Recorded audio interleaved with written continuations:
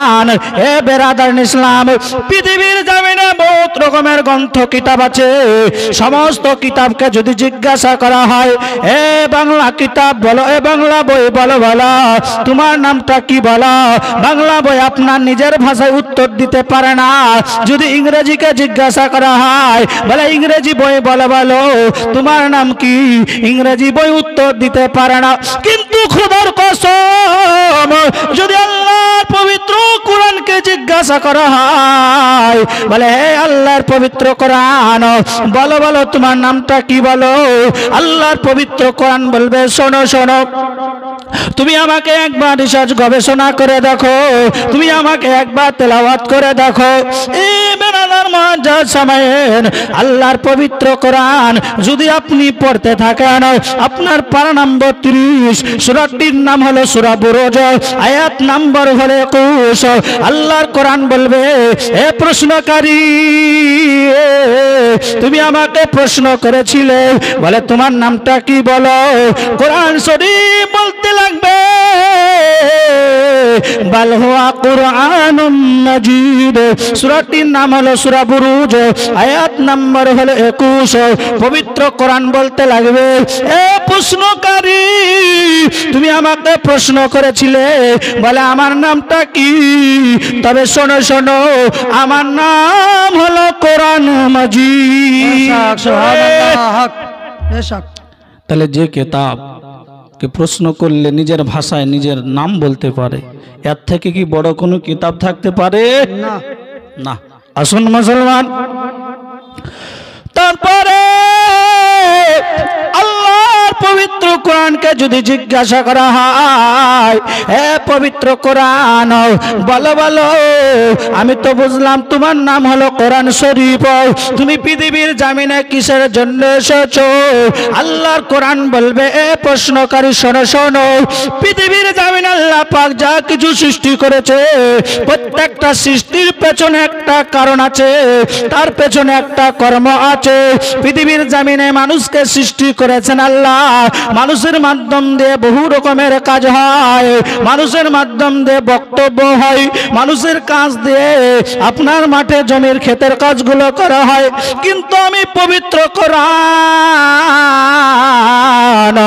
আমি এসেছি, আপনার সূরাটির নাম হলো সূরা আল ইমরান, আয়াত নম্বর হলো 4।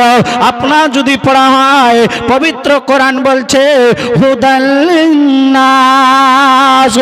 এ প্রশ্নকারী শোনো, তুমি আমাকে প্রশ্ন করেছিলে যে তুমি কিসের জন্য এসেছো, তবে প্রশ্নকারী শোনো শোনো, হুদাল লিন্নাস, আমি মানুষকে হেদায়াত করার জন্য এসেছি। সুবহানাল্লাহ সুবহানাল্লাহ। আপনাদের মনে হয় ওয়াজে মনোবল নাই, হ্যাঁ? একটু সুবহানাল্লাহ বলতে বললে কি হয় জানেন, বক্তার এনার্জি হয়। সুবহানাল্লাহর ওজন কতটা, পাল্লা কতটা ভারী জানেন? আল্লাহর পয়গম্বর হযরত হারুন আলাইহিস সালাম একদিন আল্লাহকে বলছেন, আল্লাহ কেউ যদি আপনার সুবহানাল্লাহ নামটা একবার যদি উচ্চারণ করে, তার ওজনটা কত? আল্লাহ পাক হারুন পয়গম্বরকে বলেছিলেন, হারুন শোনো, পৃথিবীর জামিনে আল্লাহ আমি যাহা কিছু সৃষ্টি করেছি, সমস্ত বস্তুকে যদি এক পাল্লায় রাখা হয়, আর আমি আল্লাহ সুবহানাল্লাহর পাল্লাটাকে যদি অপর পাল্লায় রাখা হয়, তো আমার পাল্লা ভারী হয়ে যায়। জোরে সুবহানাল্লাহ, একটু ভারী করে বলুন না। আপনাদেরকে সুবহানাল্লাহ বলতে বলায় যদি কষ্ট হয় রে বাবা, টাকা চাইলে তো আপনারা দিবেন না, হ্যাঁ? একটু জোরে বলুন সুবহানাল্লাহ। আসুন বেরাদার, ওই পবিত্র কোরআন শরীফ তাকে যদি আপনার আবার আমি জিজ্ঞাসা করি, হে আল্লাহর পবিত্র কোরআন বুঝে গেলাম যে তুমি মানুষকে হেদায়েত করার জন্য এসেছো, বলো বলো তুমি কার উপরে নাজিল হয়েছো? আল্লাহর কোরআন বলবে, হে প্রশ্নকারী শোনো শোনো, আমি কার উপরে নাজিল হয়েছি, তুমি আমাকে একবার আলগা করে দেখো, একবার তেলাওয়াত করে দেখো। আল্লাহর পবিত্র কুরআন তেলাওয়াত করলে পাওয়া যায়। সূরাটির নাম হলো আপনার সূরা মুহাম্মদ, আয়াত নম্বর হলো 2, নুজিল্লা আলা মুহাম্মদ। আমি পবিত্র কুরআন নবী মুস্তাফার উপরে নাজিল হয়েছি মহব্বতে। এই কোরআন বলছে নবীর উপর আমি নাজিল হয়েছি। আবারও কোরআনকে যদি জিজ্ঞাসা করা হয়, হে কোরআন বলো তুমি তো নবীর উপরে নাজিল হয়েছ, কিন্তু তুমি কোথা থেকে এসেছো? আল্লাহ পবিত্র কোরআনকে যদি আপনি প্রশ্ন করেন, বলে আল্লাহর পবিত্র কোরআন তুমি কোথা থেকে এসেছো? আল্লাহর পবিত্র কোরআন বলবে, এ প্রশ্নকারী সওয়ালকারী শোনো শোনো, আমাকে জিজ্ঞাসা করতেছ যে আমি কোথা থেকে এসেছি। আপনার সূরাটির নাম হলো আপনার সূরা ওয়াকিয়া, আয়াত নম্বর হলো 80। আল্লাহর পবিত্র কোরআন বলবে, এ প্রশ্নকারী শোনো শোনো, সূরার নাম হলো বাবা সূরা ওয়াকিয়া, আয়াত নম্বর 80। তানজিলুম মিন রাব্বিল আলামিন। আল্লাহর পবিত্র কোরআন বলবে, হে প্রশ্নকারী শোনো শোনো, আমি আল্লাহর পক্ষ হতে এসেছি। তারপরেও যদি কোরআন মাজিদকে জিজ্ঞাসা করা হয়, হে কোরআন বলো, বুঝে নিলাম যে তুমি আল্লাহর তরফ থেকে এসেছো, তো বলো কোরআন তুমি কোন মাসে এসেছো? কোরআন শরীফকে যদি জিজ্ঞাসা করা হয়, হে আল্লাহর পবিত্র কোরআন তুমি কোন মাসে এসেছো? আল্লাহর কোরআন বলবে, হে প্রশ্নকারী শোনো শোনো, তুমি আমাকে প্রশ্ন করেছো যে আমি কোন মাসে এসেছি। আল্লাহর কোরআন পড়লে পাওয়া যায়, সূরাটির নাম হলো সূরাতুল বাকারা, আয়াত নম্বর আপনার 185। আল্লাহ পাকের পবিত্র কোরআন বলবে, শাহরু রমাদানাল্লাযী উনজিলা ফিল কুরআন। আল্লাহ পবিত্র কোরআন বলবে, হে প্রশ্নকারী শোনো শোনো, আমি পবিত্র রমজানুল মুবারক মাসে এসেছি। তারপরও যদি আল্লাহর পবিত্র কোরআনকে জিজ্ঞাসা করা হয়, হে আল্লাহর কোরআন বুঝে গেলাম যে তুমি রমজান মাসে এসেছো, তবে তুমি কোন দিনে এসেছো? রমজান মাসটা হলো 30 দিন, তবে তুমি কোন দিনে এসেছো? রাত্রে এসেছো না দিনে এসেছো? আল্লাহ পবিত্র কোরআন বলবে, হে প্রশ্নকারী শোনো শোনো, আপনার সূরাটির নাম হলো আপনার সূরা কদর, প্রথম নাম্বার আয়াতে বলা হয়েছে, ইন্না আনজালনাহু ফি লাইলাতুল কদর। হে প্রশ্নকারী শোনো শোনো, আমি পবিত্র কুরআন আমি যেন লাইলাতুল কদরের রাতে নাজিল হয়েছি। সুবহানাল্লাহ। শুধু তাই নয় ব্রাদার, ওই পবিত্র কোরআন কার নাম? এই পবিত্র কোরআন সম্পর্কে আমার নবী পাক সাল্লাল্লাহু তাআলা আলাইহি সাল্লাম বলেছেন যে আপনার হাদিসটির নাম হলো বুখারী শরীফ। কি শরীফ? বুখারী শরীফ। হাদিসটির নাম হলো বাবা আপনার বুখারী শরীফ। কোরআন সম্পর্কে ফজিলত আপনাকে আমাকে যদি জানতে হয়, কোরআন সম্পর্কে আপনার রহমত সম্পর্কে যদি জানতে হয়, এ বেরাদার হাদিসটির নাম হলো বুখারী শরীফ। আপনার দ্বিতীয় খণ্ড, পেজ নম্বর আপনার 752। আপনার বর্ণনাকারী বর্ণনা দিতে আছেন যে আন উসমানা ক্বালা ক্বালা রাসূলুল্লাহ সাল্লাল্লাহু তাআলা আলাইহি সাল্লাম খায়রুকুম মান তাআল্লামাল কুরআনা ওয়া আল্লামাহু। নবীর আপনার সাহাবী হযরত ওসমান রাদিয়াল্লাহু তাআলা আনহু বলেন, নবী পাক সাহেব সাল্লাল্লাহু তাআলা আলাইহি সাল্লাম বলেছেন যে ব্যক্তি নিজে কোরআন পড়ে, নিজে কোরআন শিখে এবং অপরকে শিখায়, নবী বলেছেন পৃথিবীর জমিনে ওই ব্যক্তি হলো অতি উত্তম বান্দা। সুবহানাল্লাহ। তারপরে বেরাদার কোরআন কার নাম? এই কোরআন সম্পর্কে আরো যদি আপনাকে বিস্তারিতভাবে আপনার জানতে হয়, বুঝতে হয় ব্রাদার, আর একটি হাদিস আপনাদের সম্মুখে তুলে ধরতে চাই। হাদিসটির নাম হলো আবু দাউদ শরীফ, আপনার দ্বিতীয় খণ্ড, পেজ নাম্বার 205-এর মধ্যে বলা হয়েছে, আন ইবনে মুআজিনিল জুহনি ক্বালা ক্বালা রাসূলুল্লাহ সাল্লাল্লাহু তাআলা আলাইহি ওয়াসাল্লাম মান কারাল কুরআনা ওয়া আমিলা বিমা ফিহি ওয়াল উনসা ওয়ালাদাহু তাজাই ইয়াউমাল কিয়ামাহ। নবীর আপনার সাহাবী হযরতে মুআজ রাদিয়াল্লাহু তাআলা আনহু বলেন যে পৃথিবীর জমিনে কোন ব্যক্তি যদি কোরআন শরীফ শিখে, নবী বলেছেন যে যে ব্যক্তি নিজে কোরআন শিখবে এবং কোরআনের উপর আমল করবে, নবী বলেছেন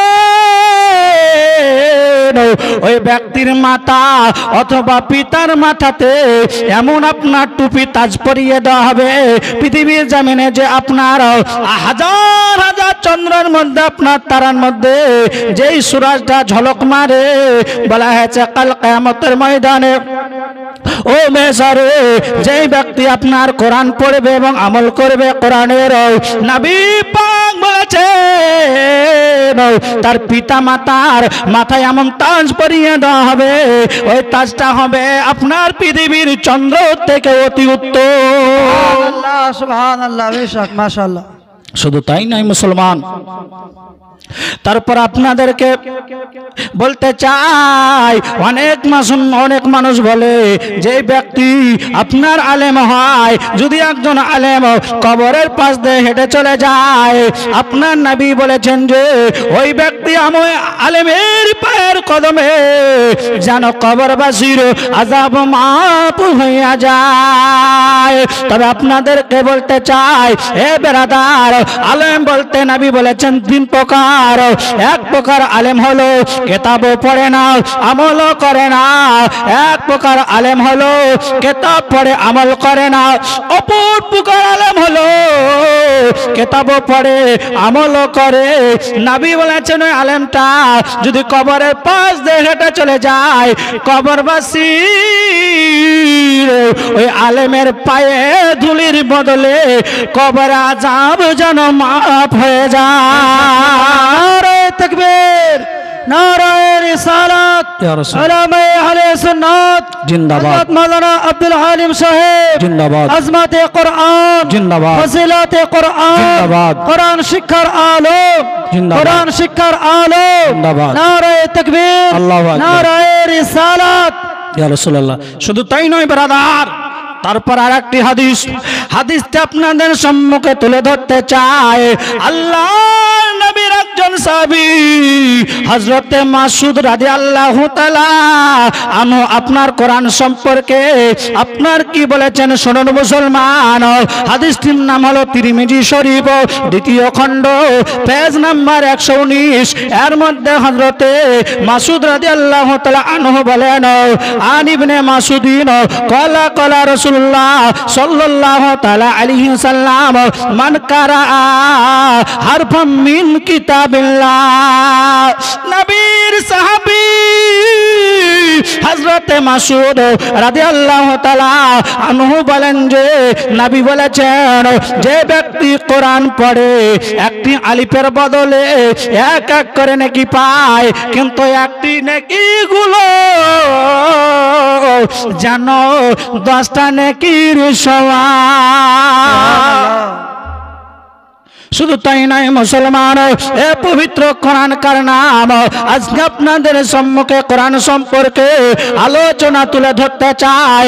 আসুন বাবারা, মায়েরা, আমার মা বোনেরা গো, আল্লাহর পবিত্র কোরআন সম্পর্কে নবী বলেছেন যে যে ব্যক্তি আপনার কোরআন তেলাওয়াত করে একটি আলিফের বদলে 10 নেকি পায়, এবং পার্শ্বে বসে কেউ যদি আল্লাহর পবিত্র কোরআন যদি আপনার শোনে, আল্লাহর পবিত্র কোরআন উঠালে পাওয়া যায়। সূরাটির নাম হলো সূরা আরাফ, আয়াত নম্বর আপনার 204।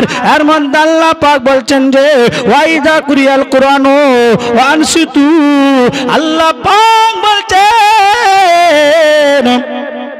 যেখানে আমার পবিত্র কোরআন তেলাওয়াত করা হয়, ওই জায়গাতে কেউ যদি আপনার বসে শ্রবণ করে, আল্লাহ পাক বলেন যে আমি তার উপর আমার রহমত নাজিল করি। শুধু তাই নয় মুসলমান, এই পবিত্র কোরআন কাকে বলা হয়েছে? আসুন মুসলমানেরা, আল্লাহ নবী সাল্লাল্লাহু তাআলা আলাইহি ওয়াসাল্লাম বলেছেন যে যে ব্যক্তি আপনার নিজে কোরআন পড়ে, পাশে বসে বসে কেউ যদি আপনার কোরআন শরীফের আওয়াজ আপনার শুনে অথবা তেলাওয়াত শুনে, যে আপনার নিজে কোরআন পড়ে, সে যতটা নেকি পাবে যে পাশে বসে বসে পবিত্র কোরআন শুনবে, সে জানো অতটা নেকি পাবে। এর নাম হলো কি? কোরআন শরীফ। আসুন মুসলমানেরা, বাবা জীবন ভাইরা, এই পবিত্র কোরআন সম্পর্কে আপনাদেরকে একটু মেসেজ দিতে চাই। একজন বাংলাদেশের সব থেকে বড় হাই র্যাঙ্কের ডাক্তার ছিল, যার নাম হলো আপনার ডাক্তার আলিমুল্লাহ। এই ডাক্তারের বিবি আপনার কোরআনকে বেশি মহব্বত করত, কোরআনকে বেশি ভালোবাসতো। ডাক্তার ইয়াকুব আলী একদিন বিবিকে বলছে, বিবি রে, আজকে দেই তুই কোরআন পড়তেছিস, এই কোরআন হলো আজ থেকে 1400 বছর পূর্বের কোরআন। এই কোরআনে পৃথিবীর জমিনে যাহা কিছু আছে তাহা কিছু নাই, কিন্তু শুনলে বিবি শোন, আজকে আমি তোকে একটা নতুন সাহিত্য দেব, সাহিত্যটা তুই যদি পড়িস তোর যেন গভীর জ্ঞান হয়ে যাবে। বিবি স্বামীকে বলছে, স্বামী তুমি কি কোরআন সম্পর্কে জানো? বলে হ্যাঁ জানি। বলে কতটা জানো? বলে এই কোরআন হলো আজ থেকে 1400 বছর পূর্বের কোরআন, যা ছিল আগে তাই আছে, নতুন কিছু নাই। এ বেরাদার, ওই বিবি যে সেই বিবি ছিল না। বিবি বলছে, স্বামী গো, তুমি কোরআন সম্পর্কে আজকে অবমাননা করতেছ। তুমি কি জানো পৃথিবীর জমিনে যা কিছু আছে সব জানো কোরআনের ভিতরে আছে। স্বামী doctor Yakub Ali, what is the documents? বিবি বলছে তো দলিল দাও। স্ত্রী বলতেছে, প্রাণের স্বামী গো, সূরাটির নাম হলো বাবা সূরাতুল ওয়াকিয়া, আয়াত নম্বর হলো আপনার 78। বিবি বলছে, স্বামী গো, পৃথিবীর জমিনে যাহা কিছু আছে আল্লাহর পবিত্র কোরআন পড়লে পাওয়া যায়। সূরা ওয়াকিয়া আয়াত নম্বর হলো 78, বলা হয়েছে ফি কিতাবিম মাকনুন, পৃথিবীর জমিনে যাহা কিছু আছে কোরআনে তাহা কিছু আছে। মহব্বতে সুবহানাল্লাহ। বিবি যেমনি এই কথা বলা, স্বামী এক কথাই বলল, বিবি শোনো, আজকে আমি তোমার স্বামী, তোমাকে আমার তবে চলতে হবে। শোনো রে বিবি শোনো, আমি তোমাকে বলছি আজ থেকে তুমি কোরআন পড়বে না, কোরআন বন্ধ করে দাও, বন্ধ করে দাও। আমি তোমাকে একটি কিতাব দিব, এই কিতাবটা তোমাকে পড়তে হবে, পড়তে হবে। আপনার স্বামী স্ত্রীর কোনো কথাই শোনে না, স্ত্রী আপন মনে আপনার যেন কোরআন পড়ে যায়। একদিনের ঘটনা, আপনার বিবি আল্লাহর পবিত্র কোরআন পড়তে আছেন, হঠাৎ স্বামী আপনার ডাক্তার ইয়াকুব আলিমুল্লাহ বলছে, বিবি রে, তোকে আমি কোরআন পড়তে নিষেধ করেছিলাম, তুই আজকে আমার কথা শুনিসনি। ডাক্তার ইয়াকুব আলিমুল্লাহ বিবির কাছ থেকে আপনার কোরআনটাকে নিয়ে ছুঁড়ে ফেলে দিল। কি করলো? কোরআনটাকে ছুঁড়ে ফেলে দিল। যেমনি কোরআনটাকে ছুঁড়ে ফেলে দেওয়া, আল্লাহ পাক নারাজ হয়ে গেলেন। এবার কি হলো? আসুন মুসলমান, বাংলাদেশের আপনার সেই সময় আপনার ডাক্তার ইয়াকুব আলী মোল্লা আপনার যখন কোরআনটাকে ছুড়ে আপনার বিবির কাছ থেকে ফেলে দেওয়া, এইদিকে বেড়াদার তার কাজ ছিল ডাক্তারখানায় চেম্বারি করতে যেতে হবে, আপনার মোটরসাইকেলে চেপে আপনার যেন চলতে আছে, এইদিকে আল্লাহ পাক রব্বুল আলামিন আপনার বলতে আছে, এ আমার ফেরেশতা মণ্ডলীরা শোনো শোনো, আজকে আমার কোরআনকে অবমান্য করেছে ডাক্তার ইয়াকুব মোল্লা, আমার কোরআনকে অবমান্য করার কারণে আমি ডাক্তার ইয়াকুব মোল্লাকে আমি যেন বেইজ্জত করতে চাই। দুটো পোকা, ডাক্তার ইয়াকুব মোটরসাইকেল চালাচ্ছে আর দুটো পোকা আল্লাহর হুকুমে এসে লাখ বিত লাখ ডাক্তার ইয়াকুব আলীর চোখে লেগে গেল। আর বলছে গেল গেল গেল গেল গেল গেল বলতে বলতে আপনার মোটরসাইকেল থেকে পড়ে গেল। আল্লাহ বলছেন যে অতু ইজ্জু মান্তাসা অতু জিল্লু মান্তাসা, সূরাটির নাম হলো বাবা সূরা আল ইমরান, আয়াত নম্বর 25 অথবা 26। আল্লাহ বলছেন আমি যাকে আল্লাহ ইজ্জত দিই তাকে কেউ বেইজ্জত করতে পারে না, আমি আল্লাহ যাকে জিল্লত দিয়ে অসম্মান করি তাকে কেউ যেন ইজ্জত দিতে পারে না। জোরে বলবেন না, বলছে দেশের ছেলে সুবহানাল্লাহ বলে বা কি হবে, এটা মনে করবেন না। আসুন মুসলমান, আপনাদেরকে বলতে চাই ডাক্তার ইয়াকুব আলী মোল্লা আপনার সেই সময় বাংলাদেশের সব থেকে বড় একজন ডাক্তার ছিল। সেই যুগে সেই সময় যেন ডাক্তার ইয়াকুব আলী মোল্লা তার আপনার ভিজিট ছিল আপনার 400 টাকা, সার্জেনের একটা রোগীর পর 400 টাকা। খুব বড় সেই সময়ের আপনার ডাক্তার, তার কাছে খুব ভিড় হতো, খুব ভিড় হতো। যেমনি মোটরসাইকেল থেকে পড়ে যাওয়া, দুই চোখ কানা হয়ে গেল। কি হলো? কানা হয়ে গেল। এবার আসুন মুসলমান, ডাক্তার ইয়াকুব আলী মোল্লা যখন আপনার চোখটা কানা হয়ে গেল, এবার কি হলো?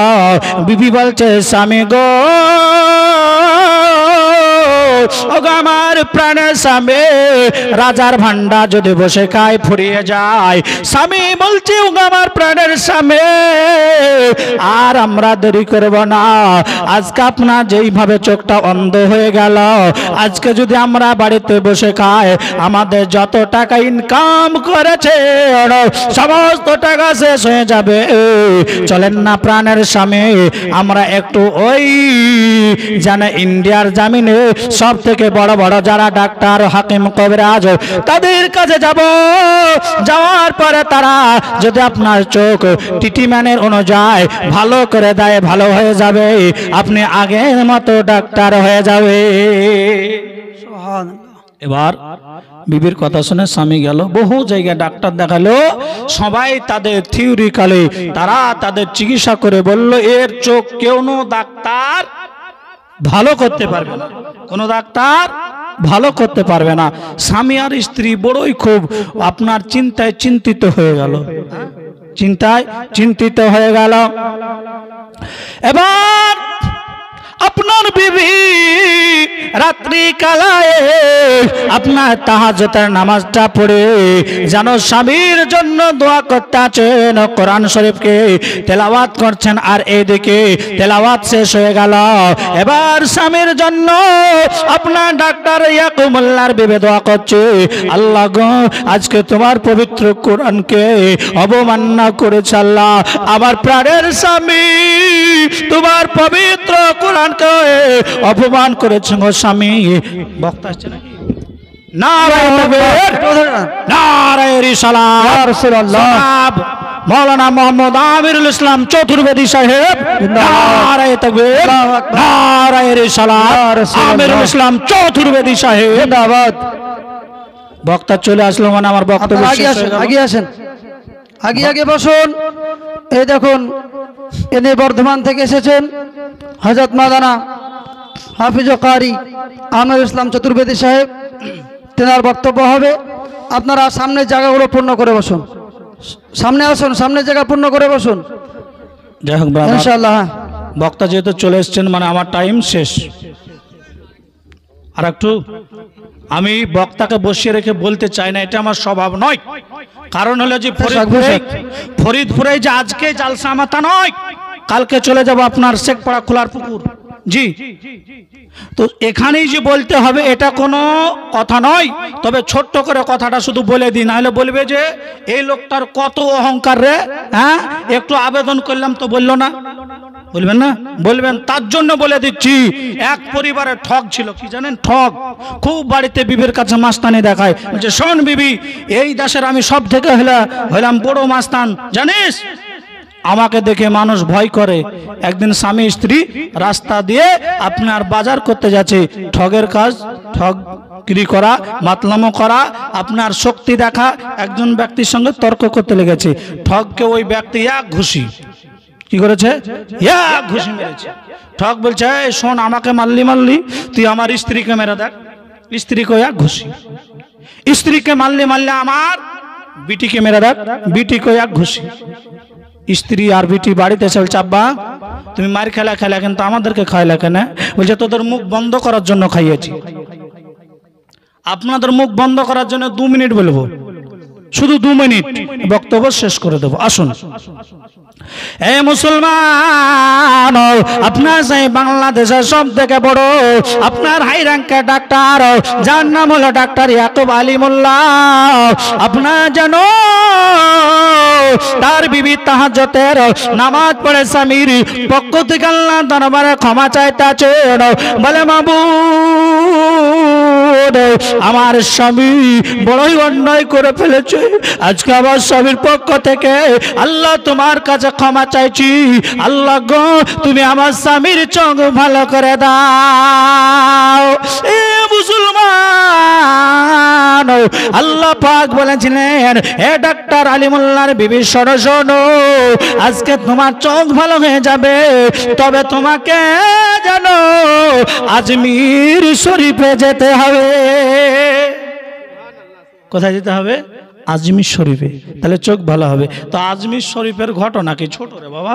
হ্যাঁ, ছোট নয়, কিন্তু আমি বলেছিলাম 2 মিনিট বলবো, 1 মিনিট হলো, মানে আর 1 মিনিট ফাঁকা আছে। ঘটনার দিকে আগাইলাম না, বহুত লম্বা টাইম। তবে একটা গজলের ছন্দ বলবো। অনেক মায়েরা বলবে যারা জীবনে সুরালা বক্তা হয় এরা নাকি বলে বেশি গজল বলে। আব্দুল হালিম তো একটাও গজল বলেনি, বলবে। তার জন্য একটা ছোট্ট করে গজল বলে দিই, মূল বক্তাকে দিয়ে দেবো। আসুন ব্রাদার, কি কে আমার ছাগল ধরেছ এখনই বলে দাও। একটু মোহাব্বতে সুবহানাল্লাহ বলবেন না? সুবহানাল্লাহ। বর্ধমান থেকে এসছেন গো আমিরুল ইসলাম চতুর্বেদী সাহেব। বলবে যে ফরিদপুরের লোক এরা মনে হয় ঠসা নাকি মৌলবীর কথা বুঝতে পারে না, বলবে। একটু জোরে বলেন সুবহানাল্লাহ, একটু মোহাব্বতে, একটু আওয়াজ দিয়ে সুবহানাল্লাহ। কে আমার ছাগল ধরেছ এখনই বলে দাও।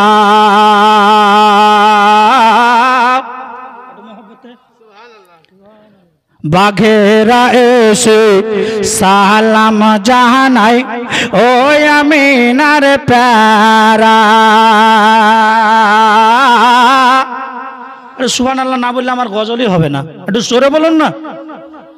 বাঘেরা এসে সালাম জাহানাই ও আমিনার প্যারা। আপনাদের যাই হোক অভ্যাস হচ্ছে। তা শুন ব্রাদার, কি বলছে বাঘেরা এসে বলছে ও আমিনার প্যারা, মানে বুঝলেন না? যদি একটা হিন্দি সিনেমা হয় 4 দোকানে, আর কোনো ছেলে যদি বন্ধ করলি কেন রে? আরে হিন্দি সিনেমা বুঝো? বলছে না বুঝলাম তো কি হলো, দেখা তো মজা লাগছে। হ্যাঁ, তো যদি না বোঝা যায় কিন্তু গজল শুনতে মজা লাগে নাকি জি? আসুন, নবীজি হালিমার ঘরে লালন পালন হচ্ছিলেন।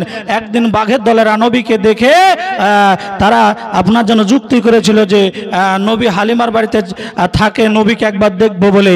তারা দেখার সুযোগ করতে পারেনি। তো আপনার নবী গেছিল পাহাড়ে ছাগল চড়াতে। তো আপনার ওই বাঘেদের মধ্যে একটা বাঘ যুক্তি করলো যে হালিমার সব থেকে যেটা ভালো ছাগল ধরে নিয়ে চল, নবী আসবে পাহাড়ে, আর নবী আসলে নবীকে নয়ন ভরে দেখে নেব। জোরে তাই কবি বলছে কে আমার ছাগল ধরেছ এখনই বলে দাও, এখনই বলে দাও, বাঘেরা এসে সালাম জানায় ওই আমিনার প্যারা, ওই আমিনার প্যারা। কে তোমায় খুঁজে বেড়াই আকা,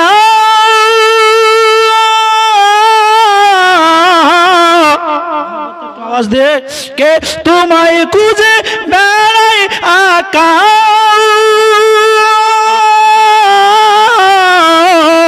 আমাদের বাঘেদের দুই নয়নের তারা। আমার জীবনে এলো ভীষণ এক তো ফানের ধারা, এক তো ফানের ধারা। যাক ব্রাদার, আমি আর বাড়তে চাই না। আপনারা বলবেন যে মৌলভী সাহেব বললো 2 মিনিট, তো সুযোগ পেয়ে সৎ ব্যবহার 3 মিনিট।